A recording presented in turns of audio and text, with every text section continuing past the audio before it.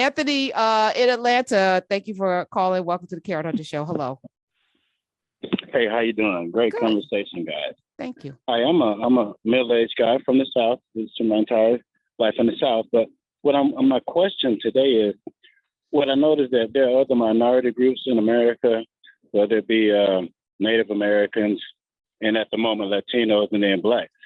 But it seems like we're always put in an adjective category. We're always put in a class. Blacks are always put in a class with other classes of people instead of a race.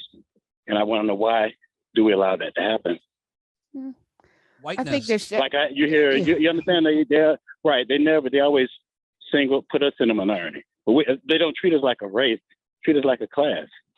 Well, I mean, again, what you answer to, just because somebody calls you something like, which I roundly reject anything that says minority. We're the global majority, period, full stop. And we're the global majority. We gave the world civilization. You're not going to put me in another class. You're not going to, it's like, I think language starts with us, so when you say, why do Black people, I don't think all Black people accept that either. Anthony, why do you accept it?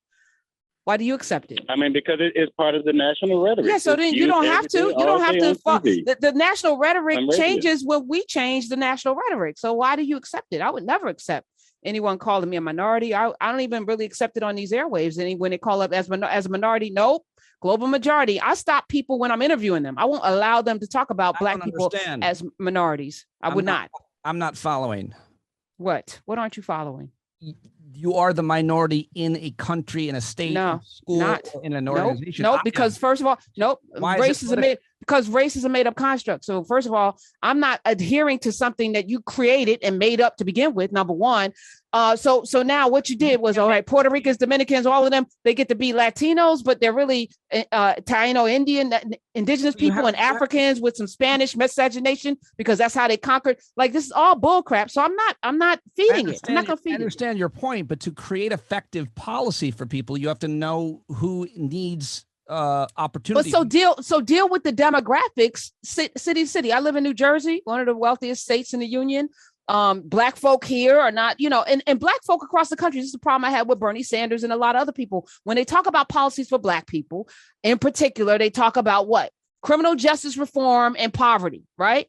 And 74.6% of Black people are not in poverty.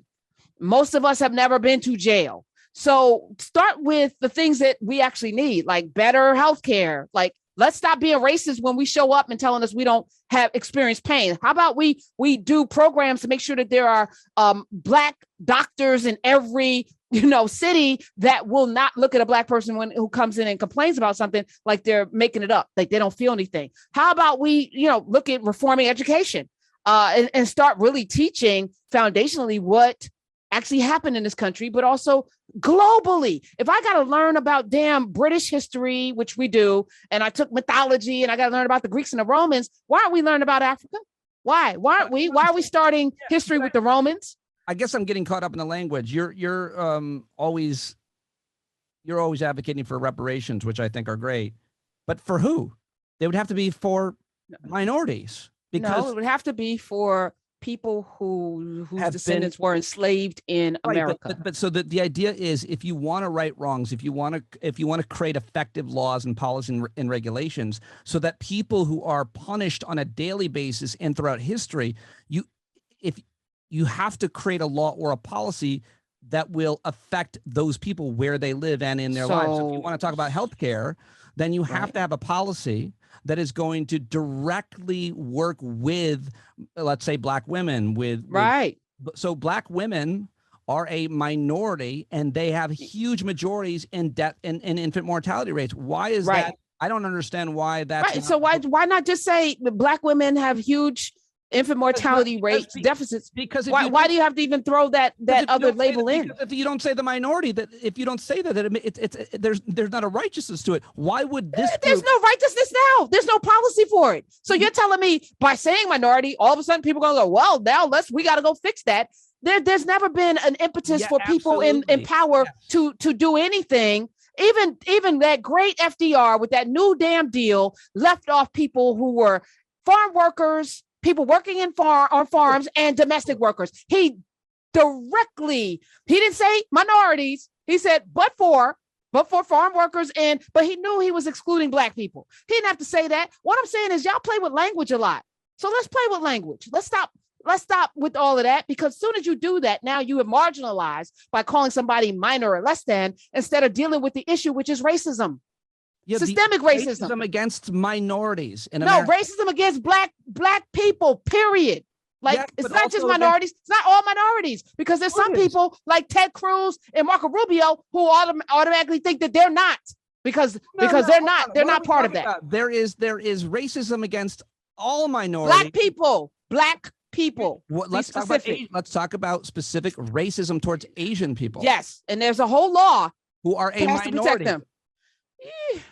Okay, I mean, it's gay people, Jewish people. Okay. They're all minorities. It matters because the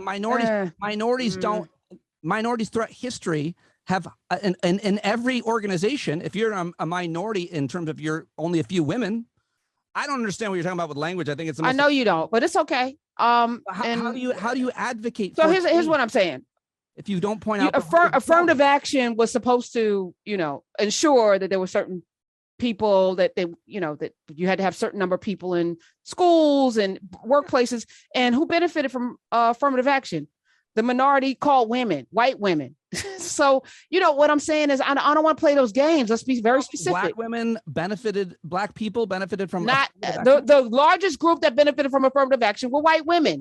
You can research that. I don't know what the largest. That's a fact. But why not admit that it worked for Black people also? Why say you could say this policy is flawed in that it helped one group more than the other, but you don't. Why would you then say it didn't help a group? Because if something helps, because even in that, right, there's something insidious about, well, I have a checklist and I have two minorities in I have an Asian and I have a Black and I have a woman. So I've done my job, instead of let me not deny anybody who's qualified from a loan, from a job, the thinking is already set up to marginalize people. And we need to stop doing that, right? We need to stop doing that. I disagree with everything you're saying. Okay, that's fine. That's fine. You can. 866-801. I mean, you know something, and for you, maybe it's right. 866-801-8255 is a number. But when Jennifer Jones Austin, she's a lawyer, she can come in and litigate this situation. But I just feel like language is so powerful. We've allowed people to paint us with language. Even this whole black-white thing, it's silly. And it doesn't make any sense. So it's time for us to claim what is, make it what it is. Let's talk about it very directly, and don't let somebody tell you who you are, period. Also, I want to tell you what you got to go to your pool. I'm here for it. Let me go check on pool, guys. Yeah, go check on your pool. I want to tell y'all, while Pete is out, that Tamir Rice's killer, who would have been 20 years old. Can you imagine Tamir Rice, 12 years old, playing with a gun in Cleveland, a toy gun, playing with a toy in a park? Somebody calls the police. I remember it like it was yesterday. He said, it may be a toy. The person that called 911 said, it may be a toy. I'm not sure, but I see a kid playing with a gun. Police roll up on him in 3 seconds. He's gunned down, 12 years old. The gunman, Timothy Loman, was just sworn in last week, sworn to serve and protect. There's a video of him being sworn in to the Tioga Borough Police Force. It's a small town about 300 miles from rural Pennsylvania. It's about 40,000 people in this town. 97.2% are white. But what about the 0.8% that are Black? Are they safe with Mr. Loman there, who doesn't see a 12-year-old as a human being or as a child playing with a gun, doesn't give him a chance to say it's a toy gun, doesn't give him a chance to put his hands up, doesn't give him a chance to live? But he gets to have a gun, and he gets to be a police officer again. And I think that this is fundamentally what's wrong with this country. There's no place in this world where Timothy Loman should be working as a police officer after his lack of judgment at best, abject racism at worst, that took the life of a little boy. There's no way he should be a police officer, but yet this is America. Tamir Rice's mother, Samaria, she said the system is broken because police reform is actually not working. You would hire someone knowing he has murdered a 12-year-old child. How dare you? How dare you do it? How dare you? But this is where we are. Let me take some calls. 866-801-8255. I should wait for Pete because y'all. Let me see. Damon in Florida. Let's get the Floridians in about this billboard. Hey, Damon. Hello. Damon. Hello. Yes. How Hi. you doing? Good. Come on. Okay, Live show, brother. I called again. It's a live show. Okay. Yeah, the reason why I called was I was just telling on the fact about the billboards in Florida, and that they do have ER billboards with the time on them, how long it would take for you to go to the ER if you had to go. So that's a true statement on that in the state of Florida. Okay. All right. Well, thank you for that. I appreciate you. And I'm imagining that Cynthia, Florida, you want to concur that there is a billboard, or you want to say something else because you're in Florida. Hey, sister, I don't know anything about no damn billboards, but I know that he has passed a law down here that makes teachers and students declare their political affiliations. This is fascism. Yeah. You know, I moved from Georgia. We got rid of those blankety blanks up in Georgia. I came to Florida and plan to do the same thing. I'm gonna work for it, but girl, I'm tired. You know, I have all my life been politically involved. I've gone from state to state to state for different candidates, but the Democrats aren't working for us. The last thing that got me was Biden having planned to appoint a conservative to a lifetime position in the Kentucky fucking federal court. I saw that. Who was I don't even want to call pro-life because they don't give a damn about people who are born. All they're concerned about is creating their lives. And your guess, I came into this liking Pete, but I got a problem with Pete now. No, we're not a minority, not in this country. Well, but on this, don't worry, I'm gonna gather him up when he comes back. He's about to get gathered. But I need people to understand, because Pete is definitely out there gonna fight. But this is how resistant this system is to actually change fundamentally at its core. Right. And this is what we're up against, which is why it's important for us to continue to have dialogue and conversations with people who would actually fight for your rights, for my rights, but don't understand at the core what they're really fighting for is to dismantle a system that in many ways is part of who they are. So Pete is back. We just had Cynthia. She's frustrated with you. She really liked you until you didn't agree with me, and that's fine. What I was saying to her is, no, it's all right, because I want to ask you a question. Yeah. The notion, what part, because I think we're not having, and I'm using my notes today for my guest. Hold on. And he said, I want to understand why you feel the way you feel, Pete Dominick. I want to understand what is it that, you know, when I say no to minority, to that word, when I reject it, what are you hearing and what are you thinking? I think it does a disservice to people who are in the minority in a neighborhood, in a community, in a school, because it's a helpful way to explain why they are being marginalized. And okay, tell me how that designation has helped. It's helped I think it's helped create effective policy for women's health care, for Black folks' education, employment opportunities. When you look and you see that there are no people of color, that there are no women and so on, that there's a minority, that there's a shortage, then you create policy as an organization. Okay, I need some tangible, because I live Black all the time. And you just mentioned that mortality rates for Black women through the roof, and not in a third world nation, in America. Right. In America, poverty rates, even though the majority of Black people are not impoverished, higher. So we've had affirmative action and designations as minorities for the last 40, 50 years. I'm asking you for some tangible, like, where has it shown up where you think that this, by identifying people as minorities, that has actually led to wholesale changes and positive outcomes? I think you could point to any number of laws and policies, as I said, when it comes to employment. Certainly affirmative action has helped.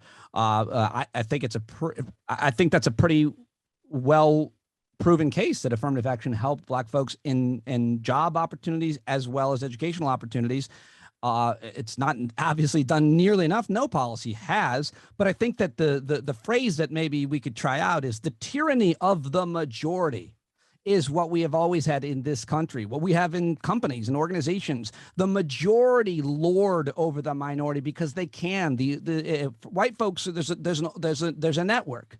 We are a network of majority of people in a neighborhood. And so if you are the minority, then there's a lot more to be afraid of. And I think so what I'm saying is that you're right, the way you see it, but what I'm saying is that is a made up construct. So there's really no majority, and we then give power to something by claiming it so, right? Whiteness is a made up construct. Race is a made up construct, right? But at the same time, when minority is not a. But here's the reality is though that if it were a white person in an all black organization, the white person would be the minority. If it were a woman in an all male organization, the woman would be the minority. And you need to understand who the majority and minorities are so that you can understand how power works. That's the way we understand how power works. For sure, that's generally how power works with when you have a majority of people that are in power and they're ruling over a minority of people, and that's been I don't know what I'm missing. I guess throughout. Well, I feel like there are several states right now ruled by the minority, and somehow they're not disempowered. There are several states that are ruled by people who are not in the majority. Only because they have been in the majority for so long, and because they've been the majority for so long, they created policy and law that prevents opportunity for, in this case, black folks to catch up, to have the same opportunities. I posit that it's divide and conquer, and because let's take Florida. Florida, you have a large Haitian, a large Jamaican, a large Cuban population. The Haitians and Jamaicans don't necessarily see themselves as Black American, even though they are Black. You are Black. And because of this division, when it comes time to vote, it's not like I'm going to vote my power block, because they actually do have a power block. There's no way in hell that a Republican should win anything in this country. The vast majority of people in this country are Democrats by large numbers. And I would even argue the vast majority of people in this country are not white right now. In many of the key states, Texas, Florida being two, California, there are. But again, if you don't, I understand what you're. I agree with everything you're saying, but you're not focused in on the specifics, which are this: even though all those statistics you say are correct, not in my district they aren't. Because of redistricting and gerrymandering, what they do is they draw a line around the majority of white people and they cut out the minority of black people so that their power is limited. That's why it matters. That's a fact. Yeah, so that's why that hasn't changed. That hasn't stopped them from doing it. Identifying it doesn't stop it from happening. I disagree that identifying it doesn't stop anything. You always have to identify a problem to prevent it from happening. I'm not even. Well, the problem is racism. So let that be. The defining racism from the majority of us. Racism from people who see themselves as part of a majority that they actually aren't part of. And as soon as we stop with the language of like, you are in the majority, I'm in the minority, which automatically through me verbalizing it puts you in a power seat, which you don't deserve to be in. I'm not giving you that. I don't see it that way. I know it's okay. So this plan, Smiz, I don't think I'm following it. I don't think I think I saw there. There's like 12 million. No, there's like 100 million black people. No. Yeah. You're Black. You're in Italian. America? Yeah. 866-801-8255. You're not white. Now, what does that I identify as white. Why? Because I think it matters. Oh, okay. I think I recognize my whiteness and I have to deconstruct it. I just interviewed Baynard Woods, who wrote an. Could you choose to not to? Could you choose to not identify as white? What would that do? It would limit my comprehension of my own advantages, and it would make it harder to be an anti-racist. Why not just be an anti? Why not just don't be racist and don't be white? What would happen if tomorrow you said, I'm not buying into this white construct. I'm not white. I'm Italian American. I'm not white. I don't know what that is. If Pete Dominick made a stand and said, I'm not white. I'm Italian. I live in this country. Of course, I'm a man, whatever that means. but I'm not buying into this whiteness because it's a power construct. So I reject it. What would happen? I'm not buying into whiteness because it is a power construct. I am also understanding how power works in America. And since white people have the power, it is our, at least for me, and this is obviously Ibram X. Kendi and so many other anti-racists, as a white person with the power, I have to fight to deconstruct whiteness and white supremacy. And since I am part of the group of people who created the problem, I absolutely should be a part of the solution. And being a white person and talking to other white people, especially other white bigots and racists, is the most effective thing I can do. Me talking to black people about racism is a waste of both our time, unless I'm listening and not talking. But you're not, though. But you're not listening because you're not hearing what I'm saying. I'm definitely listening. You're not. All right. I would love to know what Cynthia said or how anybody else might disagree differently with. Okay. With what we're saying. I think she hugged Cynthia. She's still there. Cynthia, you still there? Okay. We got to go to a break. Jennifer Jones Austin, I think she's been listening. I want to hear what she has to say too. And we'll take calls when we come back. But I know I'm on to something. I think, Pete, you should reject whiteness and then be a mole. I do. People are going to see you as white, but go in and then you go hit them while they don't see you coming. I do that. Reject I've been it. doing that my whole life. I do it every time I come on your show, I think. Pete Dominick's here. Let me welcome to the show. She is, of course, an anti-poverty activist. She's the CEO of FPWA. She's also the author of Consider It Pure Joy, which chronicles her journey from death to life, where she is living every bit of it. Let me welcome Jennifer Jones Austin, our family member. Hi. Hi. Good to be with you. Good to see you. Good to be seen. Yes, all of that. Were you listening to our conversation? Because I know you literally just jumped off of another show. So all right, clue me in. All right. So Pete and I were having this conversation. I will never accept the role of minority in society. And I think we need to start changing the language around, minority, white, all of this. Like, examine everything, which starts with us. So I don't ever refer to black folk as minority. I don't care what. We're the global majority, period, because there's a global thing happening. And I don't see myself as just one person living in New Jersey. I see myself as a global citizen, and with thousands of years of history carried forward. So I don't start my history with 400 years of enslavement either. So there's that. Pete thinks that there's some value in being in identifying minorities. You're anti-poverty. You're working for people. He's saying resources don't get to people if they're not identified. Do you? So I do think that people that needs should be clear, and people who need support should receive the support that is necessary for them to live stable lives, and that's largely because we live in a society that has made it so that certain people will always be dependent on assistance if we don't change some underlying structures. But the use of the word minority is not the way to identify these persons or persons like myself or others, because we all have come to appreciate, we've now done enough of child development, studies and psychology, enough of like how children learn and how we inform, impressions of self, to know that minority is a label. We know that minority means less than and majority means more than. And so when you label a people of color minority, what you are doing is you're not just saying, well, you represent, fewer numbers of people. No, you're putting in minds a mindset that you are less than, that you're not as good as. And so we need to rid ourselves of that label.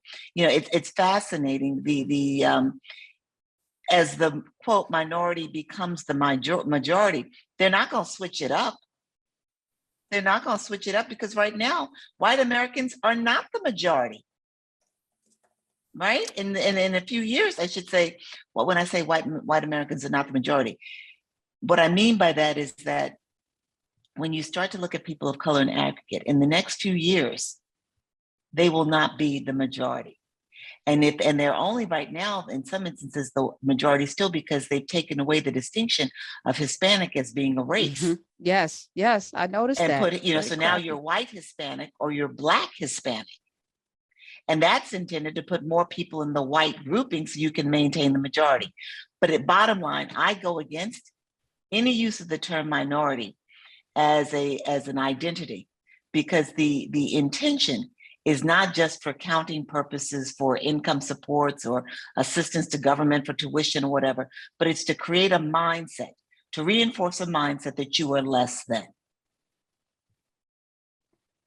Pete, hello. Hi. Hi. That was fascinating to listen to. I love Jennifer Jones. So you still don't agree though.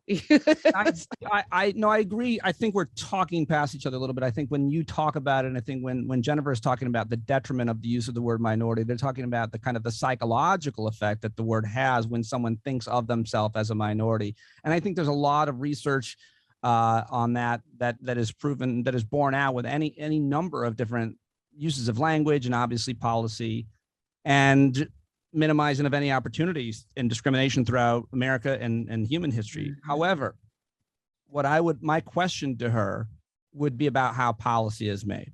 So Karen mentioned you work in anti-poverty circles, and I think that's awesome. And I have worked with all kinds of anti-poverty organizations all around the country, locally, nationally. And the way that they look at policy, my understanding, is using the word minority in reference to minority populations to create policy around those populations, because that's how it's effectively done. Which is different than calling someone a minority. So in terms of, and if it's a word that should not be used with policymaking, what words should we use to identify the root problems so that we can create policy and legal regulatory solutions for those folks? So certain policies have used the word minority, especially when we think about, let's say, affirmative action as a way of creating opportunity. What I'm saying to you is that you can figure out what a different labeling is. It does not have to be minority. And since we've come to understand what the negative associations are, we often see on the news, oh, this person was a minority, and it casts a negative light upon that person. People involved in certain activities, the minorities, it casts a very negative and detrimental light on those persons. And so what I'm suggesting is that, call people what they are, identify them as Black Americans that have experienced discrimination. And therefore, if you want to say, affirmative action should apply, or you want to talk about reparations, call them Black Americans. Call them who they are by their legitimate identities. But we know how language works and how it is used to reinforce negative associations, negative inferences. We know that. And so let's move away from that. And as this nation becomes, quote, more majority of minority, what a perfect time to do it. No better time than now. Yeah, and I asked Pete to denounce his whiteness on these airwaves, but he said he would be more effective operating as a white person. But no, that's not what I said. I have denounced my whiteness and whiteness for as long as I knew that was a possibility, from Ibram Kendi to Tim Wise to Heather McGhee to, I can go back to the 60s to James Baldwin. I've been denouncing my whiteness in the construct of race since I learned about it as a young man. The other thing that is true, and I don't think you disagree with me, I don't think anybody really does, is that I am most effective combating racism with other white people. Oh yeah, I do agree with that. Mm-hmm. Yeah. So gather them up. While understanding that race is a construct and deconstructing whiteness, and I just mentioned this book by Baynard Woods, which is so good about this one issue and him confronting his whiteness. If you want to know what whiteness is and what it looks like to confront it, read his new book. But the idea is I also have to use what I do believe is good language, privilege, white privilege, to combat and deconstruct racism in America. And I think I've been effective at it, as a matter of fact. I think you're one of the yeah, I mean, it's obvious you're here. I like you. Pete Dominick is here. I have to make a correction, not a correction. I have to update you. Timothy Loman, who was sworn in last week, I believe, as a police officer, the man that gunned down Tamir Rice in like 3 seconds in Cleveland, has resigned from his position from a Pennsylvania police department following the outrage from him being hired in the first place. But he got to resign, which is, I think, a dignified thing. It's not like he got fired, but y'all swore him in. And the only reason why he's no longer going to be there is because people were like, what in the hell? This man killed a 12-year-old. How does he get to be a police officer anywhere in this world when he could not have the judgment to see that Tamir Rice was 12? I don't trust him with a gun and a badge, but apparently now he's resigning. But I feel like the harm was already done because you hired him. And I don't get it. Just the way I totally agree. Just real quick to illustrate white privilege. Mhm. When I was growing up, and I grew up in the 80s, and the guns that we played with, and we had a ton of toy guns. They looked like real guns. They had wood stocks and black barrels. And when I was growing up, we were playing with those guns. And you know what cops did in our neighborhood? They pulled over and told us we were holding them wrong and how to hold them better. That's the difference. Like that's I always talked about that with Tamir Rice's death. He was holding a gun that didn't look real. He was a young boy. The complaint was loud and clear. This dispatcher explained it. There were so many mistakes made. It was a straight up execution, but that doesn't happen in white neighborhoods. And it's my job to recognize that and call it out.